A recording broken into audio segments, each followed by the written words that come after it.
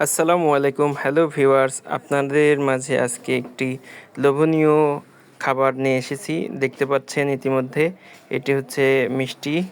এটি মিষ্টির শিরা। এই মিষ্টির শিরার ভিতরে আসলে জাল দেওয়া মিষ্টিটা দিতে হয়। দেখতে পাচ্ছেন রসগোল্লা, যা খুবই সুস্বাদু। আমরা গিয়েছিলাম বাবুগঞ্জ বাজারের একটি প্রসিদ্ধ মিষ্টির দোকানে।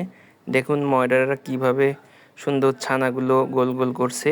এগুলো থেকেই প্রক্রিয়াজাতের মাধ্যমে মিষ্টি তৈরি হবে। এই যে চিনির শিরা জাল দেওয়া হচ্ছে, এই শিরার ভিতরেই আর কি ডোবানো হয়। আর এখন দেখছেন এটা হচ্ছে মালাই চপ, যা খুবই সুস্বাদু। আমরা এটি খুব সুন্দর করে বন রুটি দেখিয়েছিলাম। খুবই সুস্বাদু মিষ্টি। আপনারা চাইলে বাবুগঞ্জ বাজারে এসে এই মিষ্টিটা ট্রাই করে যেতে পারেন। এই যে আমরা সবাই খুব হাসি খুশি মিষ্টি খাবে বলে। ধন্যবাদ সকলকে।